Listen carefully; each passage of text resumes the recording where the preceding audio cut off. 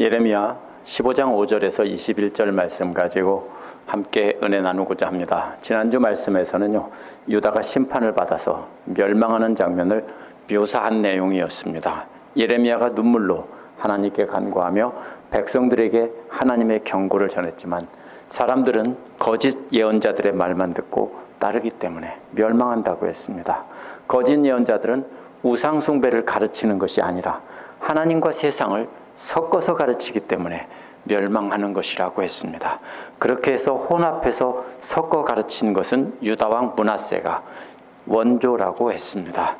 이어지는 오늘 말씀은 하나님께서 하나님의 백성들이 죽는 것을 지켜만 보고 계신다는 겁니다. 이러한 말씀은 예레미야가 전했기 때문에 예레미야가 얼마나 욕을 먹었는지 자신이 태어난 것을 한탄하며 힘들어하지만 하나님께서는 그런 예레미야를 지켜주실 것이니 계속해서 하나님의 입이 되라는 말씀입니다. 오늘 우리가 살아가면서도 하나님 말씀을 전하고 하나님 말씀대로 살다 보면 우리는 반드시 욕을 먹게 되어 있습니다. 그런 우리에게도 하나님께서는 참으며 인내하며 하나님의 입이 되라고 하시는 것입니다. 첫 번째로 5절에서 9절은 자식들이 죽는 것을 보고 계시는 하나님의 모습이 나옵니다. 5절은 3개의 질문으로 되어 있는데요. 질문은 관심의 정도가 점점 약해지면서 관심을 가질 사람이 아무도 없다는 것을 강조합니다. 첫 번째 질문은 예루살렘아 누가 너를 불쌍히 여겼느냐라고 질문합니다. 불쌍히 여긴다는 말은 너를 아끼기 때문에 참고 견디며 끝까지 책임진다는 뜻입니다. 어떤 모습입니까? 바로 그 부모의 모습입니다. 그렇게 큰 사랑으로 책임질 사람이 있겠느냐는 겁니다. 대답은 나와 있지 않지만 대답은 분명히 그렇게 책임질 사람은 아무도 없다라는 것입니다. 두 번째 질문은 누가 너를 생각하여 위로의 눈물을 흘리겠느냐는 질문입니다. 이는 머리를 앞뒤로 흔들며 통곡하며 운다는 뜻입니다. 통곡하고 우는 것은 참고 견디며 책임지는 것보다는 관심의 정도가 약해졌습니다. 예루살렘이 당한 슬픔에 대해서 그렇게 통곡하며 울어줄 사람이라도 있겠느냐는 겁니다. 역시 대답은 나와 있지만 그렇게 울어줄 사람 아무도 없다라고 후렴처럼 대답했을 것입니다. 셋째 질문은 누가 내 안부를 물으려고 둘러보겠느냐라고 했습니다. 함께 무리를 지어 가다가 함께 가던 사람이 보이지 않을 때 무리에서 빠져나와 찾아본다는 뜻입니다. 그렇게 관심을 가지고 찾아볼 사람이라도 있겠느냐 하는 것입니다. 역시 그렇게 찾을 사람 아무도 없다는 것입니다. 예루살렘을 책임질 사람도 없고 예루살렘의 슬픔을 위해서 통곡할 사람도 없고 예루살렘이 없어져도 찾아보려고 하는 사람도 없다는 것입니다. 세상은 그렇게 예루살렘이 멸망한다고 해도 관심을 둘 사람이 아무도 없다는 겁니다. 그런데 그렇게 하실 분이 딱 한 분 계시다는 겁니다. 그분이 바로 하나님이시라는 겁니다. 다른 사람들은 아무도 너를 책임지지 않고 내가 그렇게 비참하게 죽어가도 눈물조차 흘리지 않고 내가 사라져도 돌아서서 찾아보지도 않는다는 것입니다. 오직 하나님만이 그렇게 하신다는 겁니다. 6절은 그런데 내가 왜 하나님을 버렸냐는 겁니다. 그렇게도 널 사랑하는 하나님을 버린 자는 하나님이 아니라 바로 그렇게 널 사랑하는 하나님을 버린 자는 바로 이 예루살렘이라는 겁니다. 이들이 예루살렘이 하나님을 버리고 떠나가는 모습이 두 단계로 되어 있습니다. 먼저 떠나간다는 말이 나옵니다. 떠나갔다는 말은 버렸다는 뜻입니다. 그런데 마음으로만 버렸고요. 아직 행동은 하지 않고 있는 상태입니다. 아버지 앞에 서 있는데, 왕 앞에 서 있는데 이미 마음을 버렸습니다. 그런데 아직 돌아서지는 않았습니다. 그 다음 단계는 등을 돌리고라는 말인데요. 실제로 등을 돌리는 게 아니라 뒷걸음질 치는 겁니다. 하나님의 얼굴을 바라보면서 조금씩 뭐라고 합니까? 옛날에 우리가 무궁화 꽃이 피었습니다. 한 걸음씩 조금씩 가죠. 그것처럼 이번에는 표시 안 나게 뒤로 가는 겁니다. 하나님으로부터 뒤로 점점 멀리 가는 것입니다. 그래서 하나님은 예루살렘을 향해서 손을 뻗었고 멸망시킨 겁니다. 왜 그렇게 하셨냐면 이제 너를 불쌍히 여기기도 지쳤다라는 겁니다. 한결같은 사랑으로 용서하고 또 용서하고 또 용서하며 불쌍히 여기셨는데 끝없이 그렇게 하는데도 계속 배반하고 하나님으로부터 멀리 달아나니 이제는 지쳐서 더 이상 그렇게 할 수 없다는 겁니다. 그래서 심판하신다는 겁니다. 7절은 이러한 하나님의 심판을 타작마당의 키질에 비유합니다. 그 땅의 성문들은 그래서 키질한다고 했는데요, 재판하는 장소이자 사람들을 드나드는 곳입니다. 이 키질이라는 게 뭡니까? 알곡과 쭉정이를 골라내는 거죠. 그렇기 때문에 재판정에서 심판하는 것을 말합니다. 그래서 성문이라고 한 겁니다. 드나드는 모든 사람들을 성문을 막고 다 검사해서 누가 알곡인지 쭉정인지 가려낸다는 것입니다. 그러나 키질은 키를 들고 까부르는 것이 아니라 그 사람들은요, 나무로 된 포크를 가지고 그 지푸라기와 곡식이 섞인 것을 찍어서 공중으로 날립니다. 그럼 바람이 세게 불기 때문에 쭉정이는 날아가고 알곡은 아래로 떨어지는 모습입니다. 그런데 하나님께서 성문에 서서 모든 사람들을 그렇게 나무로 된 포크로 찍어서 하늘에 날리는 것처럼 다 퍼서 날리는 겁니다. 그런데 알곡이 하나도 없기 때문에 다 날아가고 아무것도 아래에 떨어지는 것이 없다는 것입니다. 어떻게 포크로 퍼서 바람에 날리십니까? 자식을 잃고 망할 것이라는 것입니다. 이 말은 주어가 하나님입니다. 세 번역은 심판의 주체가 하나님이 아닌 것처럼 되어 있지만요, 원어는 내가 그 자식들을 끊겠다라는 뜻입니다. 하나님께서 자식들을 잃게 만든다는 것입니다. 그 다음에 백성들을 멸하시는 겁니다. 어떤 게 좋을까요? 먼저 부모를, 백성들을 멸한 다음에 자식을 멸하는 것이 백성들한테는 좋겠죠. 자식들이 죽는 모습을 안 보니까. 근데 하나님께서는 자식들을 끊고 그 다음에 백성들을 멸한다고 하셨습니다. 왜냐하면 그들이 그렇게 지치도록 제자리에 데려다 놨는데도 끊임없이 반역하고 그릇된 길에서 떠나지 않기 때문입니다. 이는 전적으로 예루살렘의 책임이라는 것입니다. 이제 한결같은 사랑으로 오래 참으는 시간이 끝이 났다는 것입니다. 8절은 하나님께서 그들의 과부들을 바닷가의 모래보다 더 많게 하시겠다는 겁니다. 이는 아브라함에게 주신 축복의 패러디입니다. 내 자손들을 바닷가의 모래처럼 많게 했다겠는데 이제는 과부들이 바닷가의 모래처럼 많다는 겁니다. 왜요? 남자들은 다 죽었다는 뜻입니다. 그래서 과부들만 남았기에 바로 그렇게 말한 것입니다. 그 다음에는 과부들을, 자식을 가진 과부들까지 다 멸하신다는 겁니다. 9절은 이러한 심판 때에 살아남아 있는 한 여인의 모습을 자세히 설명한 것입니다. 이 여인은 아들을 7 두었는데 모조리 다 죽는다는 것입니다. 그래서 이 여인은 기절할 것이라는 겁니다. 이 여인에게는 아직 해가 떠 있는 낮인데도 해가 완전히 진 밤이라는 것입니다. 그 여인은 비참한 신세가 될 것이라는 말은 수치를 당하고 욕을 잔뜩 먹으며 멸시를 당한다는 뜻입니다. 자식도 없이 거리를 떠도는 거지 신세가 될 것이기 때문입니다. 살아남아 있는 자식들은 원수들에게 칼을 맞아 죽는다고 했습니다. 이 여인은 그것을 지켜보게 되는 것입니다. 이미 전쟁이 끝나고 예루살렘이 다 멸망한 뒤에 적군들이 아직도 살아남아 있는 남자들을 샅샅이 뒤져내어 찾아내서 그 어미 앞에서 죽이는 장면입니다. 두 번째로 10절에서 14절은 사람들에게 시달리는 예레미야를 해방시켜주는 하나님이 나옵니다. 앞에서 말한 것은 예레미야가 하나님의 말씀을 백성들에게 전한 것입니다. 뭐라고 했을까요, 백성들이? 죽이려고 했습니다, 예레미야를. 그래서 예레미야는 10절에서 예루살렘과 유다는 하나님의 심판을 받아 비참하게 멸망할 것이라고 계속 앞에서 말한 예언을 전하자 예레미야는 그 백성들에게 괴로움을 당하고 있다는 겁니다. 얼마나 힘든지 어머니 원통합니다 라는 탄식의 말로 시작합니다. 예레미야는 자신에게 저주가 임했다고 탄식하는 겁니다. 왜 자신을 낳으셨는지 탄식을 하고 있습니다. 온 세상이 선지자에게 시비를 걸어온다고 했는데 시비란 법정에서 고소하며 싸우는 것입니다. 그 다음에 싸움을 걸어온다는 말은 재판을 했는데도 분이 풀리지 않아서 선지자의 멱살을 잡고 욕을 해대며 싸우는 모습입니다. 이러한 싸움은 언제의 모습이냐면요, 빚을 지고 갚지 않았을 때 법정에 고소하고 또 내 돈 내놓으라고 멱살잡이를 하는 모습입니다.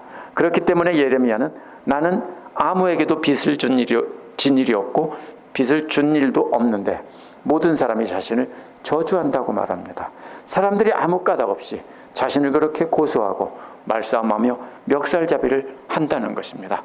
그런 다툼이 얼마나 힘들면 어머니 왜 나를 낳으셨습니까? 라고 탄식을 하고 있는 것입니다. 우리가 예레미야가 얼마나 힘들었을지 상상해 볼 수 있습니다. 11절은 이러한 예레미야에게 주님께서 말씀하십니다. 내가 분명히 너를 강하게 해주고 복을 누리게 해주겠다. 이 말은 분명히 선한 일을 위해 너를 자유롭게 하겠다라는 것입니다. 현재는 어떻다는 말입니까? 사람들에게 붙잡혀서 매를 맞고 있습니다. 그런데 선한 일을 위해서 자유롭게 하겠다는 겁니다. 지금은 그렇게 대적들에게 시달리고 있는데 하나님께서 구해주시겠다는 겁니다.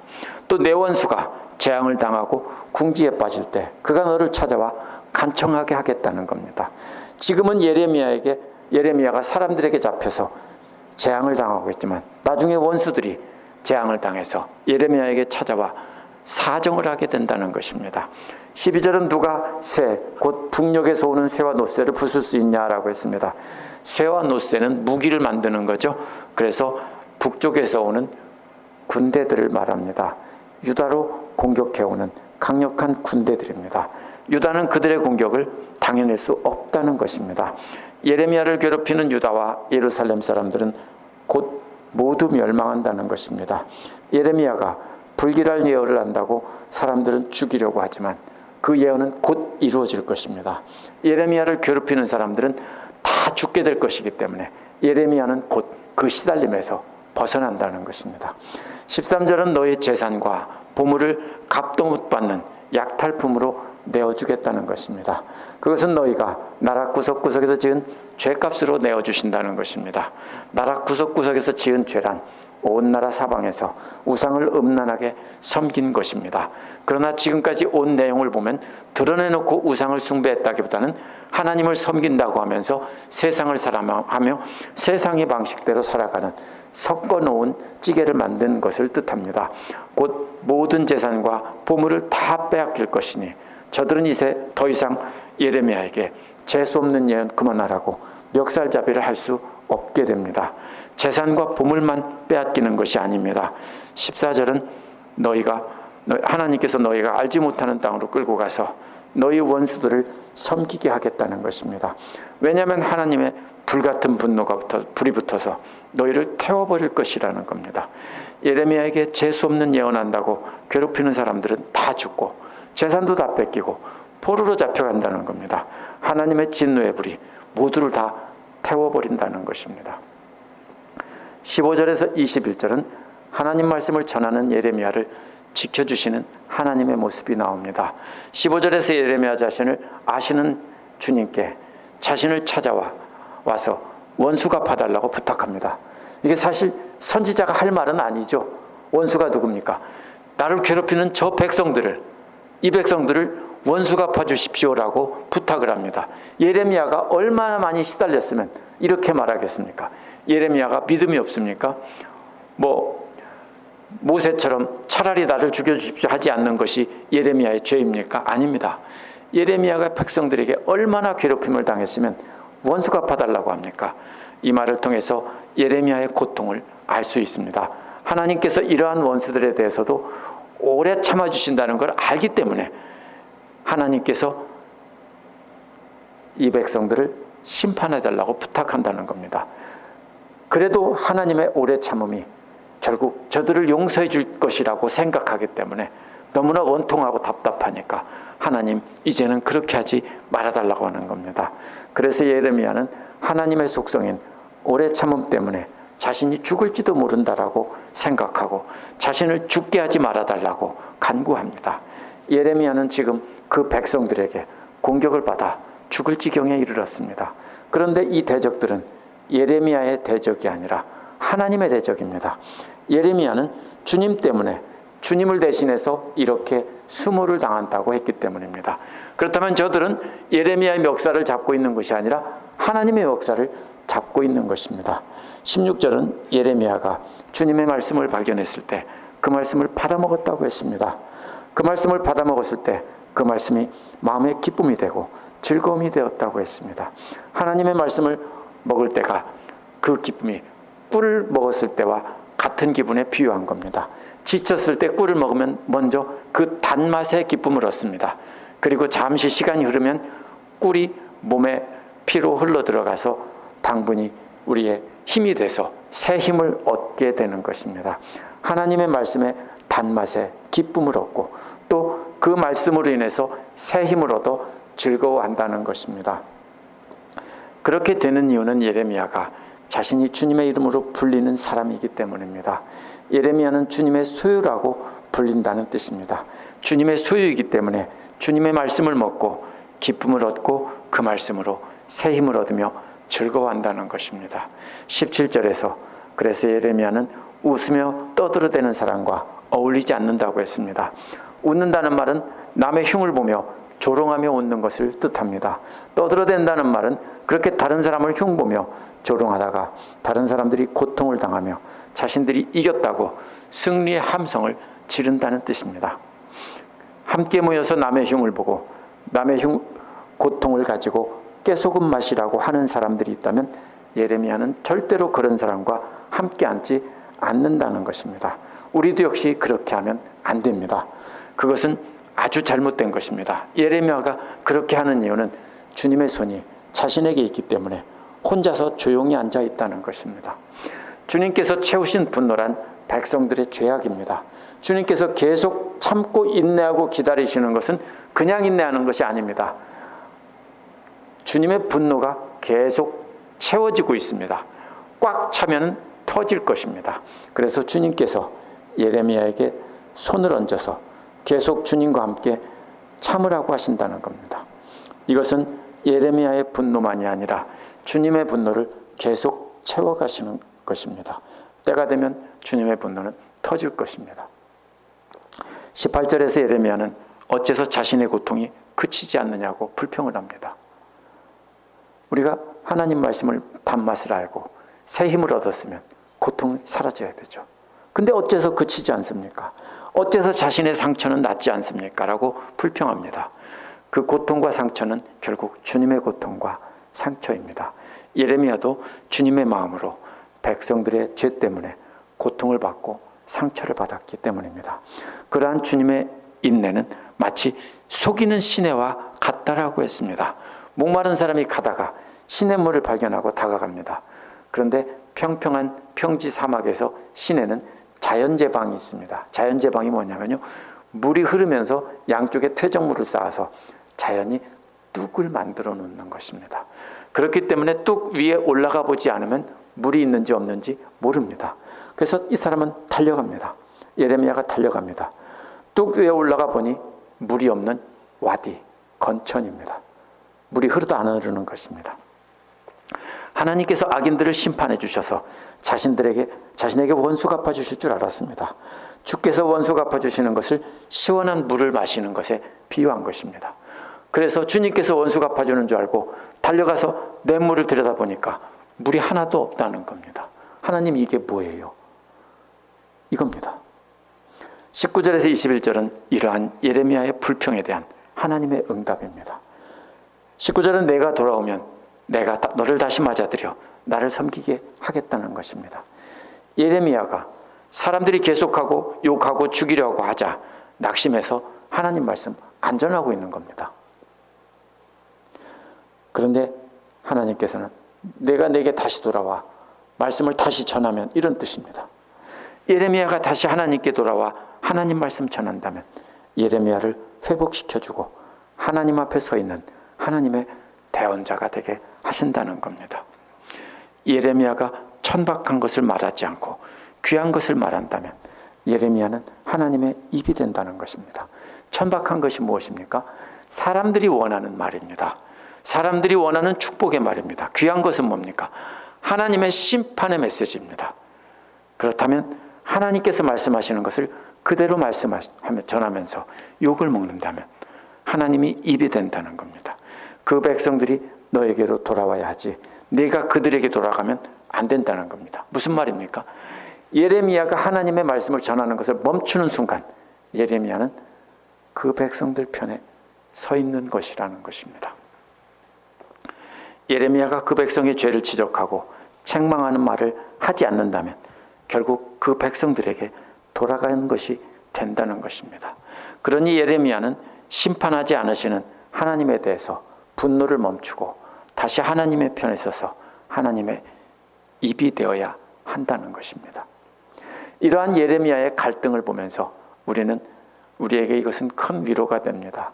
이렇게 위대한 선지자도 이렇게 힘들어서 하나님 편에서 떠나 나 이제 그만할래요 라고 하나님 앞에 때를 쓰고 있는 장면입니다. 너무 힘들어서 그만한다고. 20절은 이제 예레미야가 다시 그 백성들에게 하나님의 심판을 전한다면 맹렬한 전투가 벌어진다는 것입니다. 무슨 말입니까? 전에 멱살 잡고 재판하고보다 더 힘든 싸움이 시작된다는 겁니다. 그래서 백성들은 예레미야와 전쟁을 벌인다는 겁니다. 그러나 하나님이 예레미야의 튼튼한 성벽이 되어주신다는 겁니다.